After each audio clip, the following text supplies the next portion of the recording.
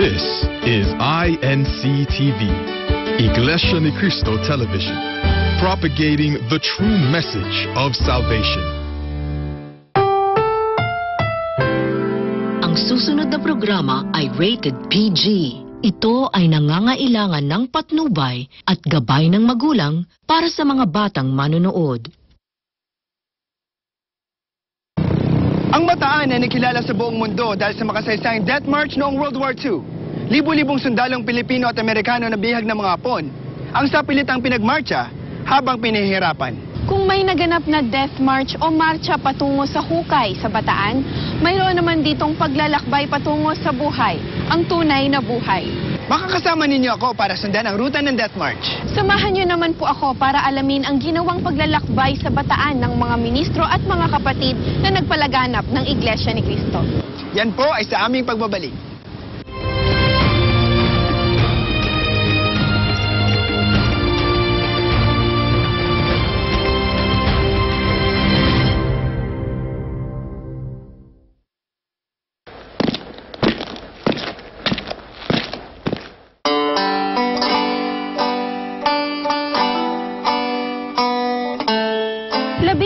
Taon bago naganap ang makasaysayang Death March ay nakarating na ang Iglesia ni Cristo dito sa Bataan. 3 kaanib sa iglesia na buhat sa Pampanga ang naglakbay patungo sa lalawigang ito noong 1929 upang magsaka. Nakarating sila rito sa bayan ng Orani. Sila ay sina kapatid na Andres Cura, Anacleto Cura at Francisco Rivera. Ang mga unang ministro naman na ipinadala rito ay sina kapatid na Bernardo Turla, Espiridion Domingo at Jose Francisco. Dito sa Masapsap River sa bayan ng Orani, isinagawa ang bautismo sa 13 bagong kaanib sa Iglesia ni Cristo sa Bataan. Sa barangay na ito rin isinagawa ang kauna-unahang pagsamba.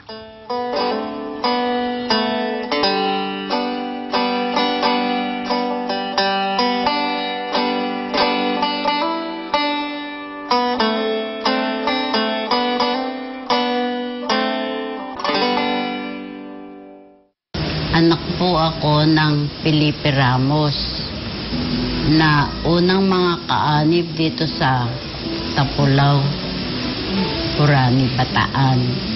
Kami po ay 3 magkakapatid na hinubog ng tatay namin sa salita ng Diyos na ito ang lagi namin tinutupad sa aming buhay. Ang kauna-unahang lokal ng Iglesia ni Cristo sa Bataan ay ang lokal ng Tapulaw. Kasunod nito ay naitatag na rin ang lokal sa mismong sentro ng bayan ng Orani. Nung pong dumalaw din sa Manalo, wala pang kapilya sa Orani, kugon lang pa sa Kabuho. Kanya doon natutupad yung pagsamba. Yung kapatid na dumalaw.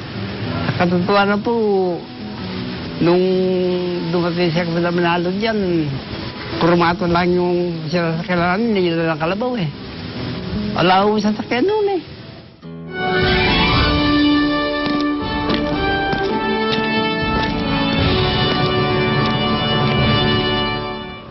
Bago natin sundan ang ruta ng Death March, i-discuss muna ng mga historians kung paano sumiklab ang World War II.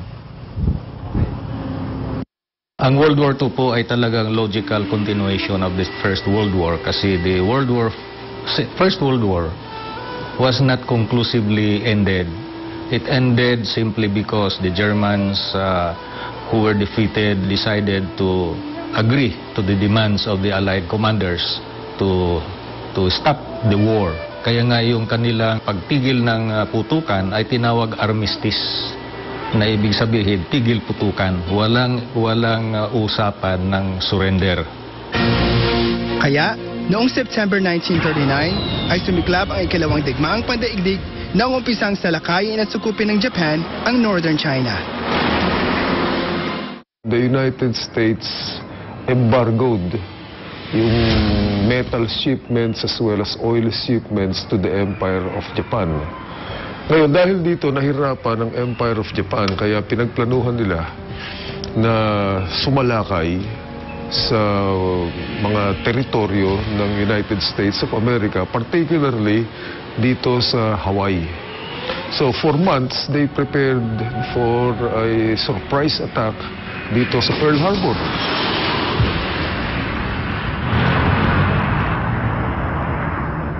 The United States owns the Philippines at that time, was a colony of the United States, and marami silang mga military installations dito. Kaya the Philippines had no choice but to join the war also one day after the attack on Pearl Harbor. Ang Pilipinas ay maliit na bansa, hindi naman world power. Bakit isa ito sa mga gustong sakupin ng mga kaaway? Ang Pilipinas kasi, bagamat maliit na bansa, it is strategically located. Magandang gawing military base. In fact, the Americans had a very strong military base here. At pangalawa, ang Japan talaga may plano siyang kunin ang East Asia. Mayroon nga silang programa na Greater East Asia Co-Prosperity Sphere, kung tawagin nila. Na ang ambisyon niya, ang Japan, will hold the whole of Southeast Asia, because Japan is a very industrialized nation but without natural resources. So with or without the American presence in the Philippines, Japan would still take the Philippines. Isang araw pagkatapos na lusubin ang Pearl Harbor sa Hawaii, ay isinunod na bombahin ng mga eroplanong pandigma ng Japan ang iba't ibang bahagi ng Pilipinas kasama na ang Clark Air Base. Then a few days later, the Japanese landed in Lingayen, and doon na nag-umpisa yung massive invasion of the Philippines by land. Tatlo ito na sumasalakay ng sabay-sabay, isa sa Cagayan, isa rito sa Lingayen, isa rito sa may parting Infanta. Three-pronged attack ang ginawa ng mga Japanese. Ang ginawa naman ni General MacArthur, he took out the plan, it's called War Plan Orange. Itong War Plan Orange na to, ang diskarte nito, ang strategy was to concentrate all the American and the Filipino forces pababa dito sa Bataan Peninsula.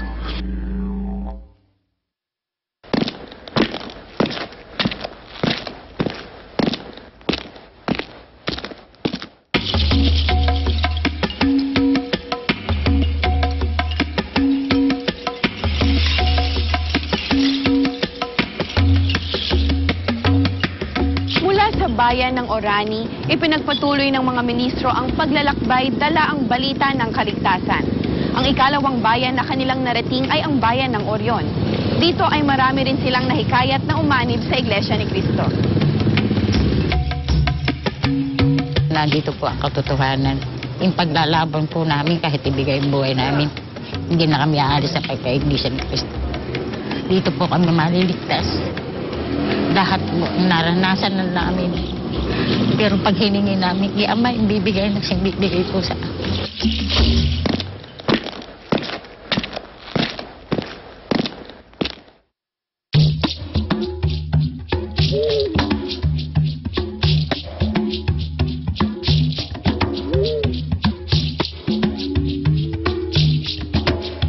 Noong sumapit ang taong 1932 ay narating na ng mga ministro ang kabisera ng Bataan, ang bayan ng Balanga. Hindi birong hirap ang pinuhunan at pag-uusig na tiniis ng mga naunang kapatid dito.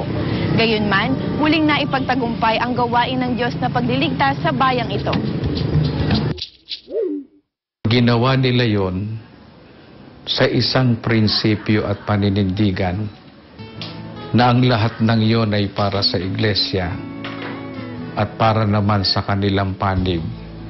Yun ay ginawa nila sapagkat doon nakasalalay ang ikapagtatamo nila ng kaligtasan pagdating ng araw ng paghukom. Kaya habang tumatagal, habang humahaba, ang mga paglalakbay ng mga ministro at mga manggagawa, kasama riyan ng maraming mga may tungkulin, ang lahat ng iyon ay kinikilala natin, lalong nagpapatibay ng ating pag-asa at paghahawak sa ikapagtatamo ng mga pangako ng Diyos.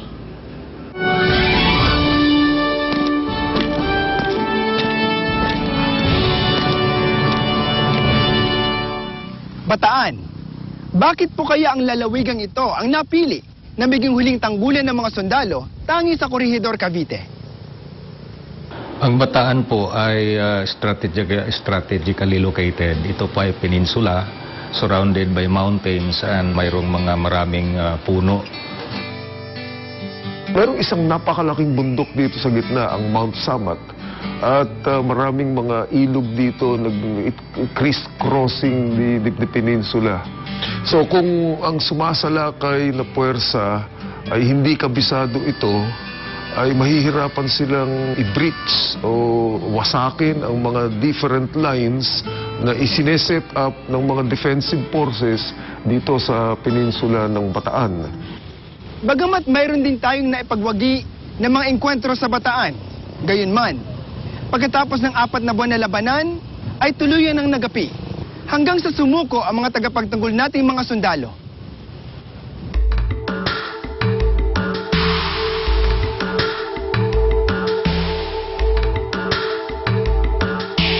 Wala talagang kalaban-laban ang mga sundalo sa Bataan. Surrounded sila from all sides, by the sea, from the air and by land. They are surrounded. They are hemmed in. Kakayahang lumaban pa. Nauubusan sila ng bala, nauubusan sila ng pagkain, samantalang ang mga Japanese forces ay patuloy ang pasok ng mga supplies at ng mga war material. So, dito sa aspeto na to, talagang napakalaki ng disadvantage ng mga Filipinos and Americans in fighting the battle against the Japanese.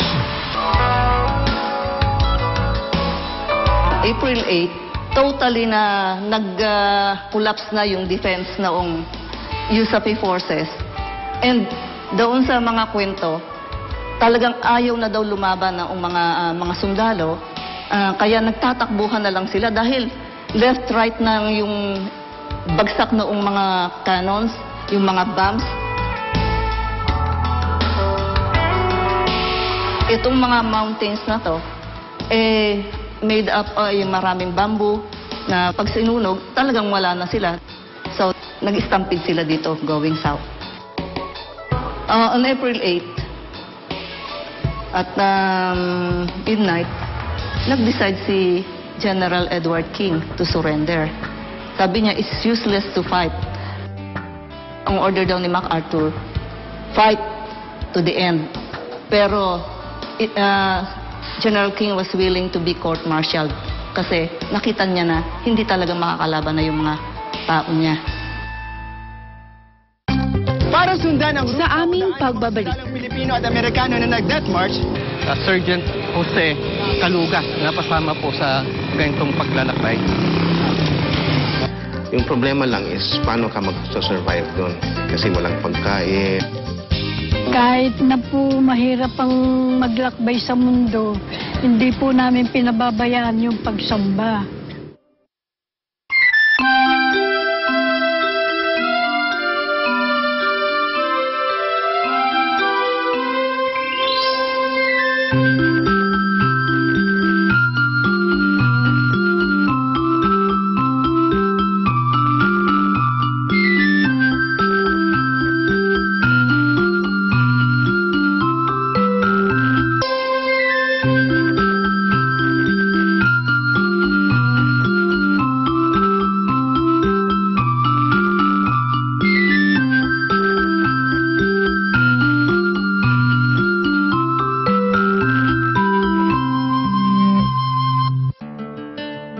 Kanina ay nalaman natin ang sunod-sunod na mga bayan na narating ng Iglesia ni Cristo mula noong 1929 hanggang 1932. Sa mga bayang ito ay naitatag ang lokal ng Tapulaw sa bayan ng Orani, lokal ng Bantan sa bayan ng Orion, lokal ng Orani at lokal ng Puerto Rivas sa bayan ng Balanga. Batay po sa nakasulat sa kasaysayan ng Iglesia noong simula, ay nasasakop pa ng Distrito Eklesiastiko ng Pampanga ang mga naunang lokal. Subalit noong 1932 ay ibinukod ng distrito ang Bataan at ang unang naging tagapangasiwa ng distrito ay si kapatid na Jacinto Torres. Namamalaging matatatag sa pananampalataya ang mga matatandang kaanib sa iglesia. Nagsisilbi silang mabuting huwaran ng mga sumunod na henerasyon ng mga hinirang ng Diyos. Ano man po ang mangyari sa mundo, kami po hindi iwalay sa iglesia.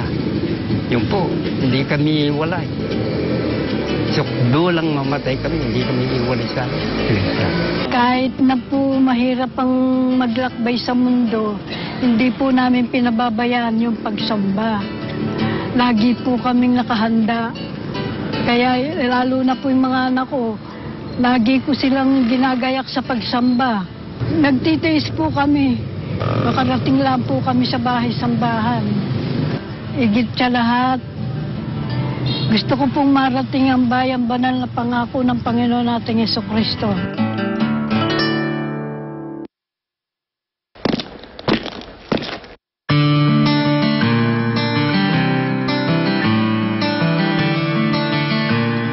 Para sundan ang ruta o daan ng mga sundalong Pilipino at Amerikano na nag-Death March, makakasama po natin si Mr. Vic Villan, isang historian. Tamang-tama, Len. Narito tayo sa Maribeles kung saan nag-umpisa ang Death March. Tara po, sir.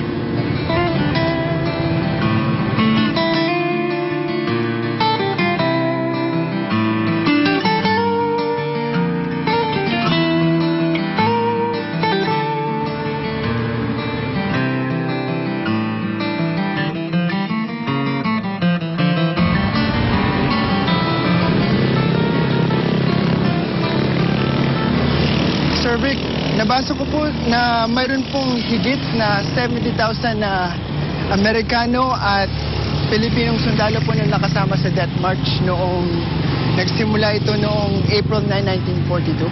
Tama kayo, Len. 12,000 sa mga ito ay mga sundalong Amerikano. At ang natitira ay kawal ng mga Filipino. Isa sa mga ito ay si General Edward King, no, na namuno sa USAP dito sa Bataan. At nakilala din sa mga Filipino na leader dito ay si Sergeant Jose Kaluga, na kasama po sa ganitong paglalakbay.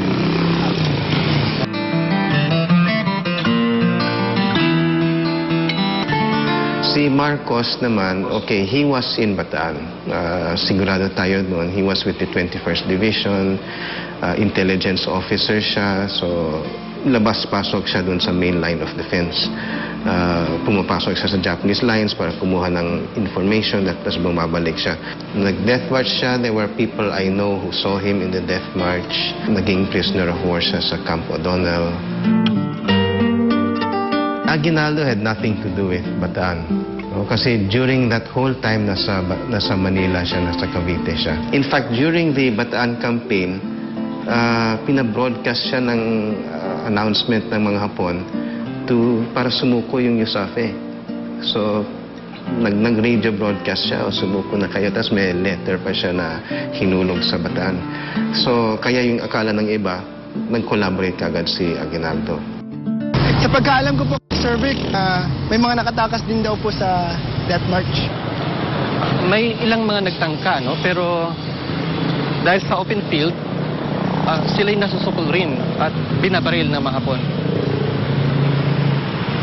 Ang isang paraan ay pumunta sila sa coastal towns, so yung Pilar, Orion, and then doon mag-hire sila ng bangkero na dadalhin sila sa Bulacan o sa ibang mga bahagi ng Manila Bay.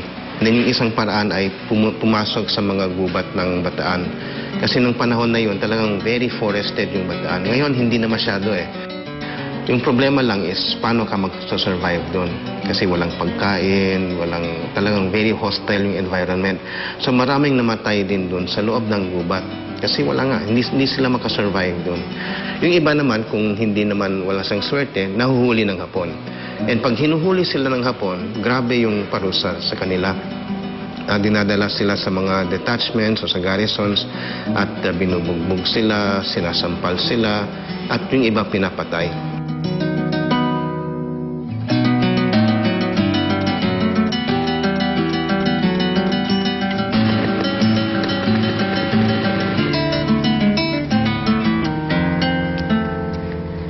Tanghali na po, sir. Ang init at nakakapagod. Wala pa yun sa mga dinanas ng mga sundalo noon. Bukod sa sila ay nakaranas na matinding uhaw, pagod at gutom, sila din ay sinasaktan pa ng mga kawal na sundalo. At pag sila ay nagtangka pa na, alam mo, uminom no, sa mga tubig, tapakan ng makalabaw, ay sinasaktan sila ng mga kawal ng mga Hapon. Kaya napakatindi ng karanasan ng mga sundalong Pilipino, kasama na rin mga Amerikano no, sila ay nag-march no, mula dito sa Maribeles, Bataan.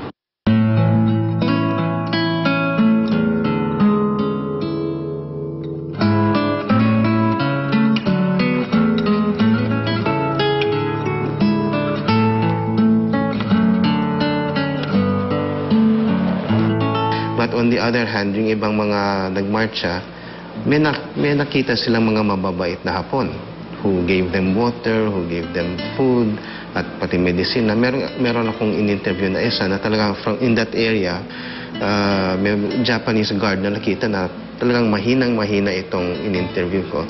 Binigyan siya ng medisina. And akala ng Pilipinong ito, baka lason ito. Hindi niya kilala yung Hapon. So, tinapon niya sa daan yung binigay sa kanya. Nakita ng Hapon. Nagalit talaga. So, binugbog siya tuloy. Sabi niya, medisina yan. Of course, hindi sila makaintindi kasi ibang language. No? Meron akong na-interview na talagang siguro kasi may alam sila sa automotive mechanics. So, pinaayos yung mga kotse doon o yung mga truck. At dinala sila from Mariveles all the way to Camp O'Donnell sa Pampanga by truck. So, swerte. Sila yung pinakaunang dumating doon. May mga nagsasabi na wala silang nakitang pinatay sa marcha. Parang nakita nilang mga Hapon, mga mababait. Kasi may mga galing sa propaganda corps na talagang gustong ipakita yung good side ng mga Hapon. No? So binibigyan sila ng pagkain, binibigyan sila ng tulong, medisina. But yung ordinary soldier, of course, iba yun. So kung natyempohan mo na propaganda corps yung naharap mo, maswerte ka. Pero kung natyempohan ka na mga sundalo mismo, kawawa ka. Sir Vic, may tuturing din natin bayani yung mga sibilyan na naglakas loob na nag-abot ng tulong tulad ng pagkain at inumin sa mga sundalo. Oo, palihim nilang binibigyan ng mga naglalakad ng mga sundalo. Pero dahil sa hindi sapat ang mga ito na naibibigay sa kanila, at kaya sila po ay namamatay sa kanilang paglalakad. Kaya habang tumatagal, papaunti ng papaunti sila. Marami pong namatay sa hirap, sakit at gutom.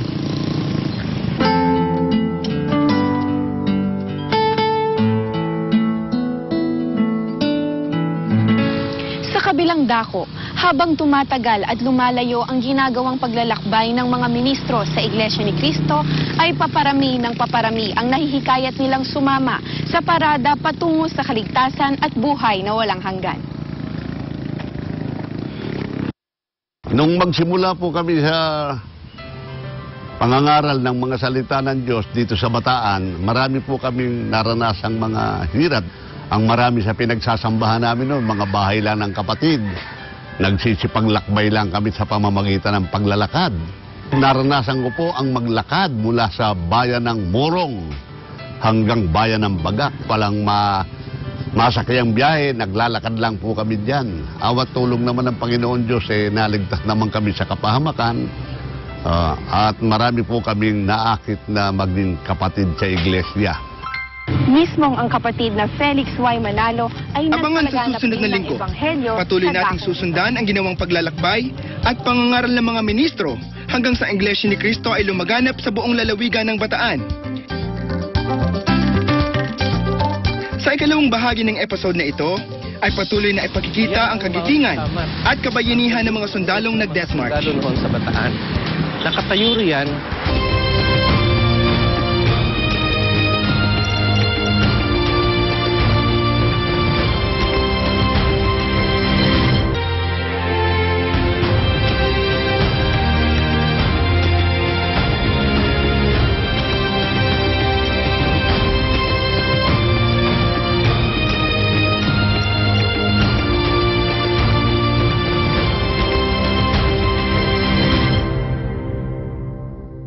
Bakit po yung kapatiran ng iglesia pag nagtayo at pag nag-project po at nagpatayo ng sambahan po tuloy-tuloy. Bakit po hiwalay po yung babae at lalaki po yung sasamba? Alamin ang mga tamang sagot sa inyong katanungan dito sa Ang Tamang Daan. You're watching the Band Together Project.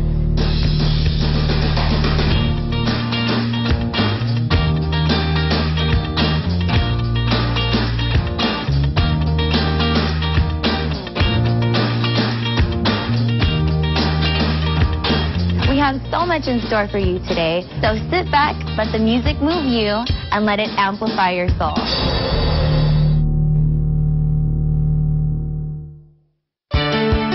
This is INC-TV, Iglesia Ni Cristo Television, propagating the true message of salvation.